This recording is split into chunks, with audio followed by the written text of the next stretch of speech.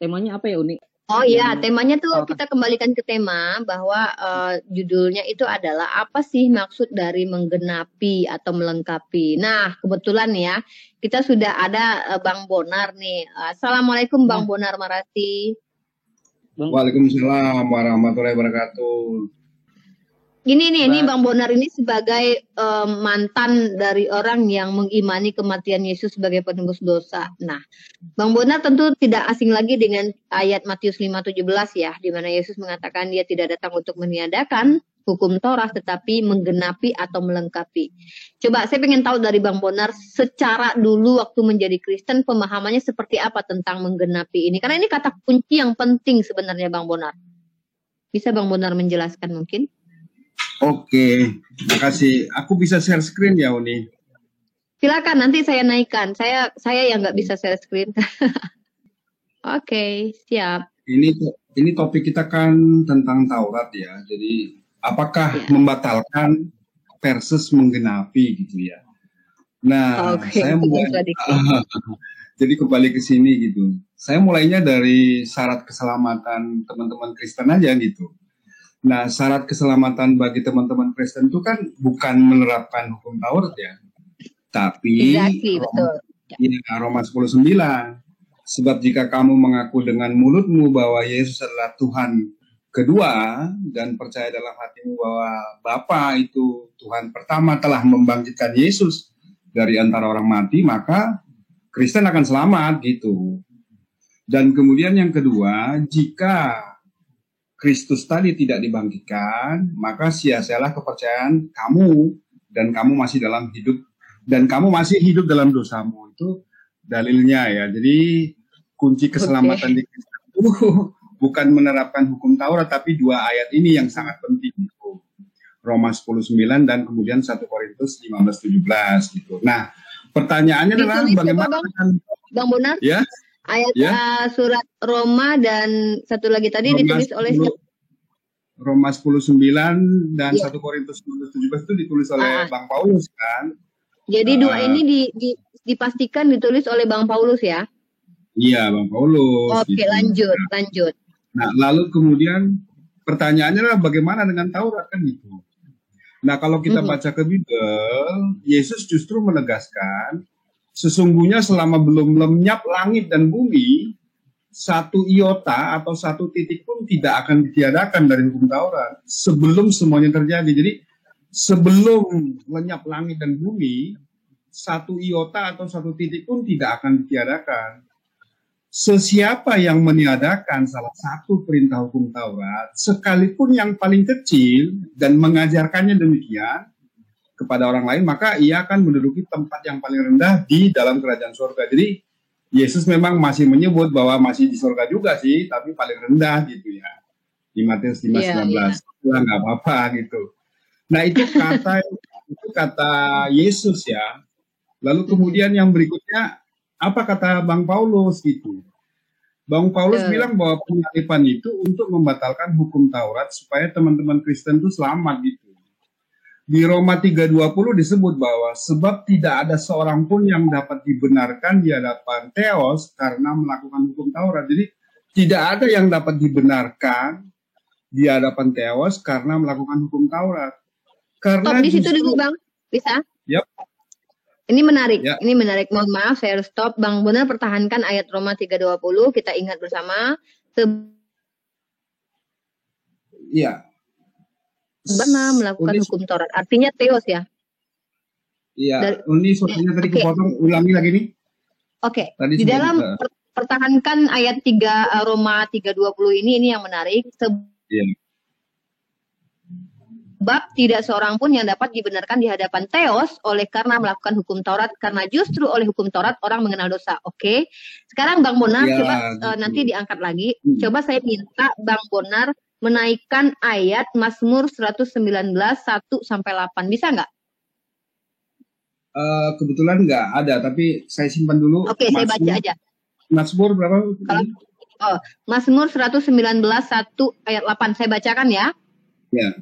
Mungkin buat yang punya Bible di rumah silakan dibuka ya, bersama-sama kita belajar Alkitab, ya kan? Oke. berbahagialah orang yang hidupnya tidak bercela, yang hidup menurut Taurat Tuhan. Ayo, gimana itu? Iya. Berarti Oke, satu. di Mazmur masih disuruh untuk mengikuti Taurat dan benar menurut Taurat ini ya. Iya, dengar kalimatnya. Berbahagialah orang yang hidupnya tidak bercela, yang hidup menurut Taurat Tuhan. Itu Mazmur 119 1 sampai 8. Yang kedua, Mazmur 119 9 sampai 10. Dengan apakah seorang muda mempertahankan kelakuannya bersih dengan menjaganya sesuai dengan firman Tuhan. Kita tahu Taurat itu termasuk ke dalam firman Tuhan, benar ya? Nah, oke, lanjut. Lanjut lagi ayat ini. Ya, siap-siap. Masih Uni apa aku? Bang Bonar dulu, nanti saya ada komparasi perbedaan pernyataan Daud dengan pernyataan Paulus. Ini mengerikan sekali bagi kita, karena bagaimana mungkin Nabi Daud yang Tuhannya Bani Israel bertemu dengan, maksudnya Daud adalah seorang Nabi di Kisah Para Rasul, dan dia bertemu dengan Tuhan Bani Israel, bahkan roh Tuhan ada padanya, dibantah oleh Paulus yang mengaku bertemu Yesus. Silakan Bang Bonar. Ya, jadi di Roma 3:20 tadi, sebab tidak ada seorang pun yang dapat dibenarkan di hadapan Theos karena melakukan hukum Taurat. Sementara di PL disebutkan bahwa Taurat itu masih harus diperhatikan. Dan Yesus tadi mengatakan bahwa jangan kamu menyangka aku membatalkan Taurat gitu ya. Nah, oleh karena itu kita lanjut ke Paulus. Apa sih yang dimaksud oleh Paulus gitu? Di Roma 3:20 sudah, lalu kemudian hukum Taurat itu kata Paulus justru membangkitkan dosa. Jadi jika demikian, apakah yang hendak kita katakan, apakah hukum Taurat itu dosa? Ini bagus sampai sini. Sekali-sekali tidak. Sebaliknya, nah ini ya. Sebaliknya justru oleh hukum Taurat, aku telah mengenal dosa. Karena aku juga tidak tahu apa-apa, tidak tahu apa itu keinginan, kalau hukum Taurat tidak mengatakan jangan mengingini. Jadi, karena ada di hukum Taurat bunyinya jangan mengingini, si Paulus jadi tahu dosa dan kemudian jadi dia berdosa gitu loh. Itu logikanya yang dibangun gitu. Nah, lalu jadi gara-gara Tuhan ya, gara-gara Tuhan memerintahkan jangan kamu ingini, malah jadi dosa, jadi salah Tuhan dong berarti ya. Oke, lanjut. Jadi, lalu kemudian, tetapi dalam perintah itu dosa mendapat kesempatan untuk bangkit di dalam diriku gitu. Nah, jadi sebab tanpa hukum Taurat dosa justru mati. Jadi tanpa hukum Taurat, tanpa ada aturan, tanpa ada larangan, semuanya halal, maka dosa akan mati kan gitu logikanya gitu ya. Nah, lalu kemudian di Efesus 2:15 disebut, sebab dengan matinya Yesus sebagai manusia, ia telah membatalkan hukum Taurat dengan segala perintah dan ketentuan. Jadi, Yesus itu disalibkan, lalu kemudian ini dia, Yesus itu disalibkan menjadi kutuk dari hukum Taurat, dan kemudian kutuk hukum Taurat itu menjadi batal. Karena apa? Karena dengan adanya Taurat, orang-orang mengenal dosa. Sebab tanpa hukum Taurat, dosa itu mati, artinya tanpa ada larangan, maka semuanya kan menjadi halal dan kemudian tidak ada yang haram kan gitu.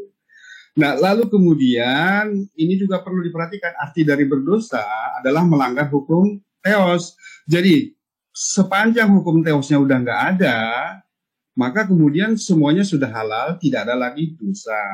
Nah, saya lanjut ke Quran biar kita seimbang. 10 hukum Taurat di Al-Quran. Nah, ini begini. Ini terpaksa kita angkat karena banyak teman-teman Kristen yang mengatakan bahwa Islam itu melanggar hukum Taurat gitu. Nah, enggak, mari kita baca bareng-bareng kan gitu. Jadi 10 hukum Taurat itu justru ada di Al-Quran. 1, tiada Tuhan selain Allah. Ada di Quran surat 59 ayat 23, Quran surat 47 ayat 19, dan seterusnya.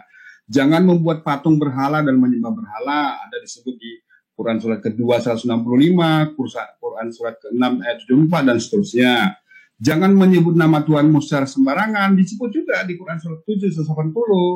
Terus kemudian kuduskanlah hari Sabat. Nah, khusus untuk hari Sabat itu untuk orang Yahudi ya, disebut di Quran surat 16 ayat 124, dan kita jadi Jumat ya, di surat 62 ayat 9. Hormatilah orang tuamu, ada di Quran surat 17 ayat 23, Quran surat 46 ayat 15, dan seterusnya. Jangan membunuh juga disebut ya. Lalu kemudian jangan berzina juga disebut, saya lompat-lompat aja. Jangan mencuri juga disebut ya. Jangan bersumpah palsu, jangan menginginkan milik orang lain, dan kemudian terakhir Al-Quran di Pancasila. Jadi ketuhanan yang Maha Esa itu ada di Quran 112 ayat 1, Quran surat 59 ayat 22, Quran surat 37 ayat 4 sampai 5. Dan kemudian kemanusiaan yang adil dan beradab juga ada. Persatuan Indonesia juga ada, kerakyatan yang dipimpin oleh hikmat kebijaksanaan juga ada, keadilan sosial bagi seluruh rakyat Indonesia juga ada, dan seluruh ini tidak ada yang membatalkan di Islam. Jadi kasihilah Tuhan Allahmu di Islam itu diartikan bahwa kita sami'na wa ta'na terhadap seluruh aturan-aturan yang telah ditetapkan oleh Allah. Tidak ada pembatalan Taurat yang ada di dalam Quran. Sementara kalau di Kristen, maksudnya Yesus menggenapi itu jadi diartikan macam-macam, karena Paulus mengatakan bahwa dengan matinya Yesus maka kemudian membatalkan hukum Taurat dan segala perintah dan ketentuannya, dan kemudian karena Taurat sudah batal, tidak ada lagi aturan, semuanya halal, maka kemudian status teman-teman Kristen adalah anak-anak Allah, anak-anak Theos, yaitu tidak ada lagi dosa. Saya kira demikian, Uni, makasih.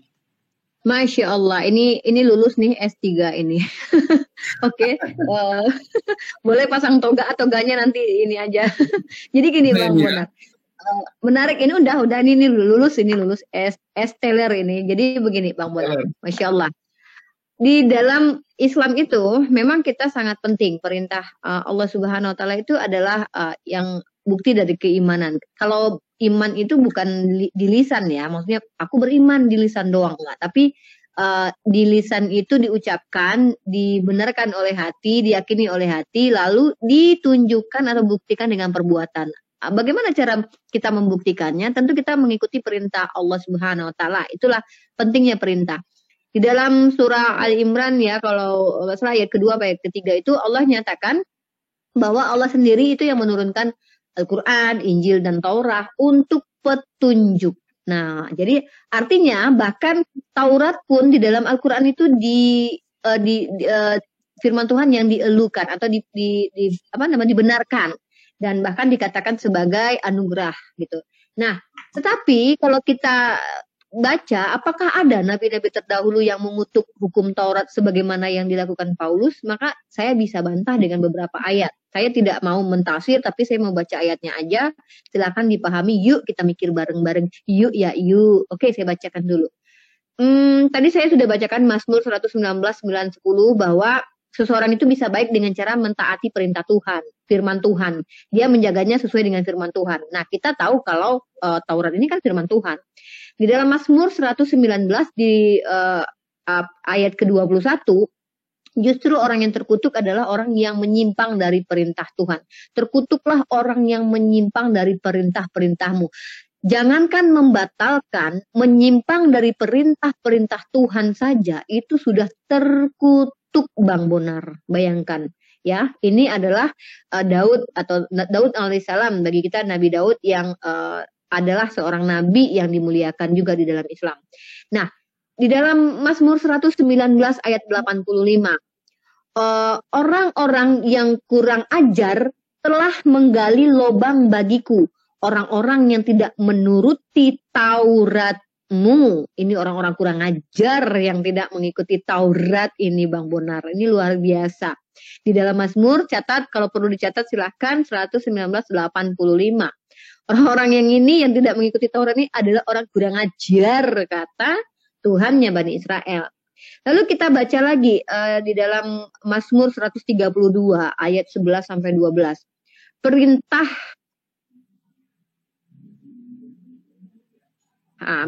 Perintah Tuhan dan peraturannya.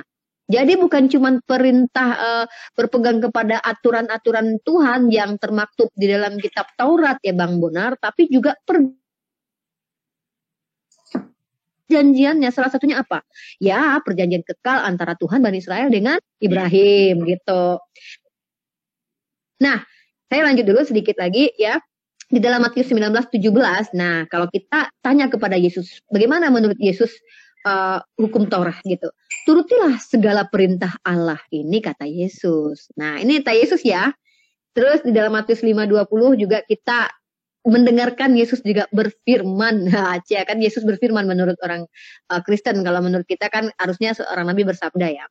Kehidupan beragama harus lebih baik daripada orang Farisi untuk bisa masuk surga. Gitu. Orang Farisi itu kan menjalankan perintah Taurat, tapi Yesus menyuruh untuk umatnya, pengikutnya harus lebih baik lagi daripada orang-orang Farisi. Nah, Bang Bonar, tolong bantu saya untuk beberapa pertanyaan yang timbul di dalam Galatia. Ini kembali ke surat Paulus, Bang Bonar. Galatia 4, ayat 4 sampai 5. Yesus menebus hukum Taurat bagi yang takluk kepada hukum Taurat.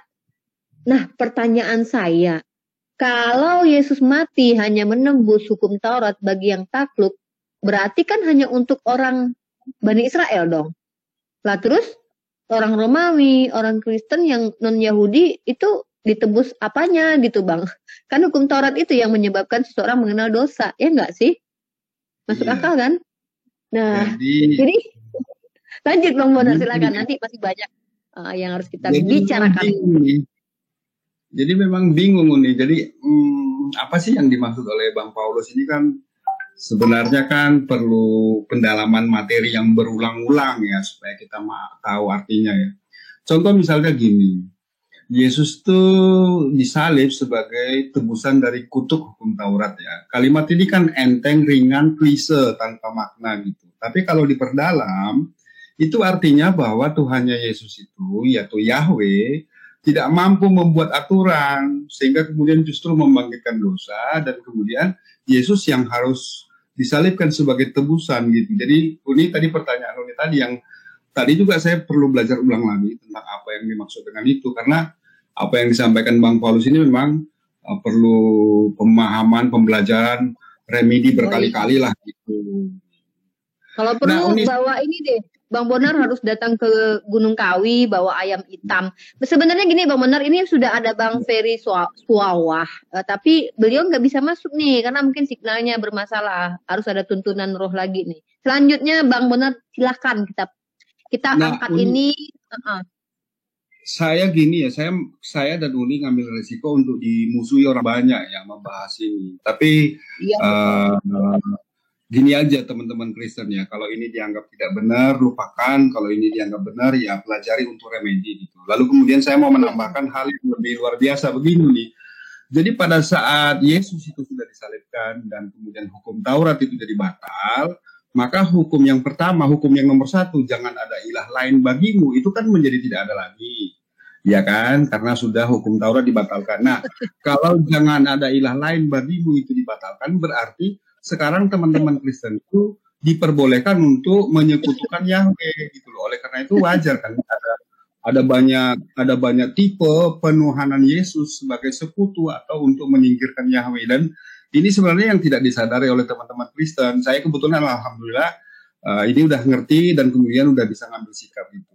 Saya kira gitu nih. Makasih. Sebenarnya kita Bang Bonar bukan mencoba untuk mengajari orang Kristen sih, tidak. Justru kan kita bertanya. Saya bertanya kan judulnya aja kan pertanyaan. Apa sih maksudnya menggenapi? Karena kalau maksudnya begini maka resikonya begini, konsekuensinya begini gitu. Karena gini, kalau yang dimaksud dengan menggenapi artinya adalah Yesus menjalankan tanpa cacat dan tanpa celah, maka itu pertanyaannya timbul lagi Bang Bonar, kan Yesus pernah tidak melakukan hukum Taurat itu, seperti melempar batu seorang wanita pezina yang dihukum Taurat itu harus dirajam, benar gak sih? Tapi Yesus tidak melakukan itu, padahal dia punya alasan melakukan itu, dia kan tidak berdosa, tapi dia justru tidak melakukan, artinya kan tidak dilakukan oleh Yesus kalau maknanya menggenapi itu melaksanakan dengan sempurna. Nah, kalau bahasa Indonesianya melengkapi itu, menggenapi itu segala sesuatu yang kurang, tidak sempurna, maka itu harus disempurnakan. Faktanya di dalam kitab yang saya sebutkan tadi, di dalam kitab Mazmur tadi, oke, saya bacakan lagi ayat di dalam Mazmur, tolong dicatat ya, saya tidak mau asumsi ya, maaf, saya bukan orang yang suka asumsi, saya mencintai dalil-dalil. Kita akan buka di dalam Mazmur 19:7. Seandainya kalau Taurat itu sempurna dan terkutuk, dan gara-gara Taurat itu orang mengenal dosa, saya tidak mau ya menyimpulkannya. Tapi saya justru mendapatkan pengarahan dari Daud di dalam kitab Mazmur. Saya bacakan ayatnya, Mazmur 19:7. Taurat Tuhan itu sempurna menyegarkan jiwa, Peraturan Tuhan itu teguh memberikan hikmat kepada orang yang tidak berpengalaman. Nah, ini kontradiksi dengan pernyataan kitab Ibrani 7:19. Sebab hukum Taurat sama sekali tidak membawa kesempurnaan gitu. Jadi bukan hukum Taurat inilah yang menyebabkan seseorang menjadi masuk ke dalam surga. Sementara Yesus sendiri mengatakan kehidupan kekal dengan mengenal Engkau satu-satunya. Itu kan hukum terutama. Kemudian juga tidak semua yang memanggil aku Tuhan, Tuhan masuk kerajaan surga, tapi yang mengerjakan kehendak Bapa yang di surga. Artinya perintah Tuhan itu sangat penting, Bang Bonar. Nah, itu dia. Saya sudah mengatakan tadi ya, ayat saya ulangi lagi ya, biar mungkin teman-teman mencatatnya.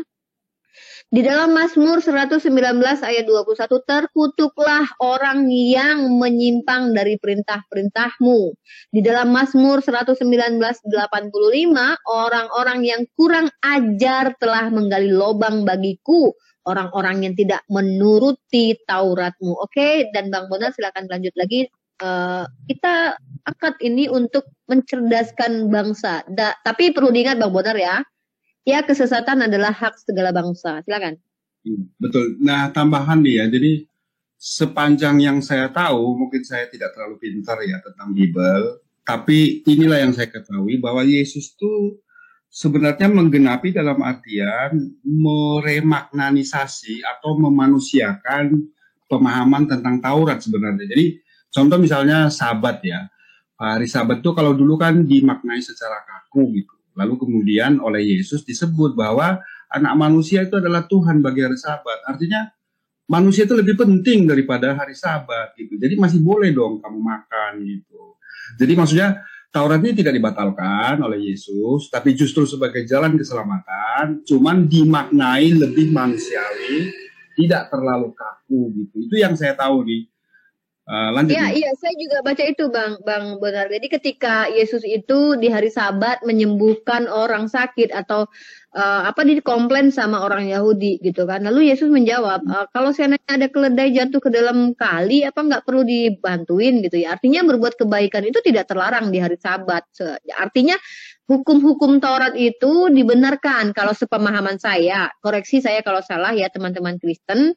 Karena kan saya bukan orang Kristen, jadi wajar saya mungkin salah dalam memahami. Nah, satu lagi, Yesus juga mengkoreksi tentang pemahaman orang Farisi kalau nggak salah yang makan nyuci tangan sampai ke siku, terus kalau duduk dengan orang yang nggak cuci tangan tuh kayaknya nggak mau gitu. Kalau duduk dengan orang yang non Yahudi tuh nggak mau gitu, kurang lebih ya. Ayatnya saya bukannya lupa ya, takutnya nanti lupa saya di mana ayatnya.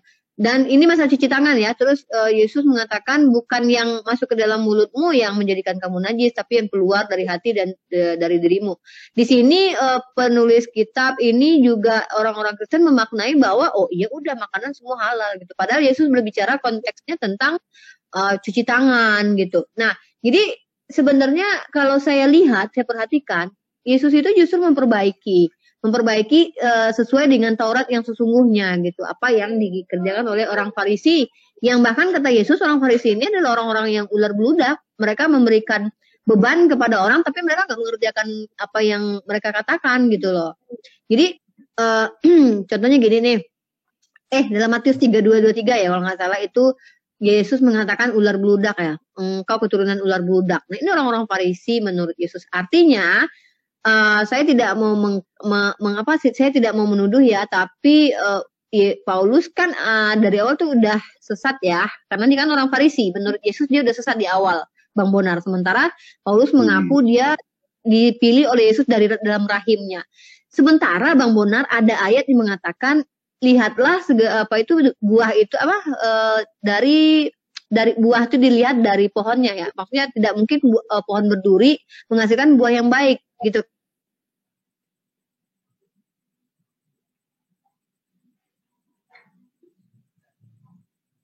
Unik putus dalam menyebutkan nama ayatnya. Jadi itu terkenal kejujurannya, menyambung silaturahmi, kemudian beliau tuh baik gitu kan. Bagaimana mungkin ajaran yang datang kepada beliau ajaran yang salah, sementara beliau terkenal kebaikannya dari kecil gitu. Jadi kalau Paulus itu udah membunuh, menyesatkan, udah sesat lagi karena dia kan Farisi. Menurut Yesus kan salah Farisi gitu. Tiba-tiba Masa dia yang benar kan gitu Bang Bonar. Nah, kurang lebih begitulah.